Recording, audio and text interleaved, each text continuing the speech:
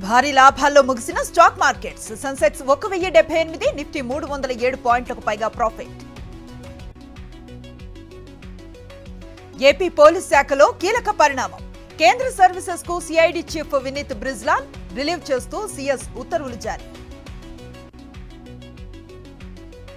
అమెరికాలో ఏపీ వాసి ఆత్మహత్య. ఉద్యోగం లేక ఆర్థిక ఇబ్బందులతో సూసైడ్ చేసుకున్న కొలి అభిషేక్ అమెరికాలో ఆంక్షలతో బలవన్మరణానికి పాల్పడ్డట్లుగా సమాచారం.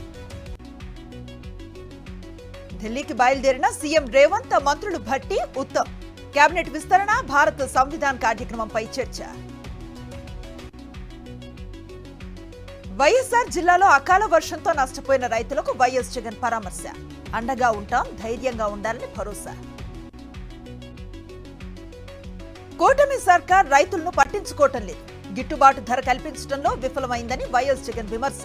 ప్రభుత్వం మానవత్వంతో వ్యవహరించాలని సూచన. మళ్లీ అధికారంలోకి వస్తాం, రైతుల కళ్లల్లో ఆనందం చూస్తాం, వ్యవసాయానికి మేలు చేయటమే వైఎస్ఆర్సీపీ లక్ష్యమన్న వైఎస్ జగన్. తానా కాన్ఫరెన్స్ కు సీఎం రేవంత్ కి ఆహ్వానం. 24న తానా కాన్ఫరెన్స్ కు ఆహ్వానించిన అమెరికా తెలుగు సంఘం ప్రతినిధి. తెలంగాణ అసెంబ్లీ ముట్టడికి రైతు సంఘాల యత్నం. రుణమాఫీ పూర్తి చేయాలని డిమాండ్ చేస్తూ ఆందోళన. ముట్టడికి యత్నించిన రైతులను అరెస్టు చేసిన పోలీసులు. 19 మంది బెట్టింగ్ యాప్ ఓనర్లపై మియాపూర్ పిఎస్ లో కేసు నమోదు. సెలబ్రిటీలను సాక్షులుగా మార్చే యోచనలో పోలీసులు. మెదక్ జిల్లా నర్సాపూర్ లో తీవ్ర ఉద్రిక్తత. కమిషనరేట్ ముట్టడికి 70 మంది ఆశా వర్కర్ల యత్నం. కనీస వేతనాలు ఇవ్వటం లేదంటూ ఆశాల ఆవేదన. సీఎం రేవంత్ అజంజాహీ మిల్లు కార్మికులకు ఇచ్చిన హామీని నెరవేర్చాలి. మేడే వరకు న్యాయం చేయకపోతే కార్మిక పోరాటం తప్పదని నుంపునేని నరేందర్ హెచ్చరిక. రాష్ట్రంలో పంటలు ఎండిపోతున్నాయి, గొంతులు తడారిపోతున్నాయి. తాగునీటి కొరతను ప్రభుత్వం పట్టించుకోవటం లేదంటూ కొప్పుల ఈశ్వర్ ఆగ్రహం. కరీంనగర్ లో బీఆర్ఎస్ సమావేశం కాదు, కేటీఆర్ ఓదార్పు సమీక్ష. మాజీ మంత్రి టూర్ పై సెటైర్స్ వేసిన మాజీ మేయర్ సునీల్ రావు.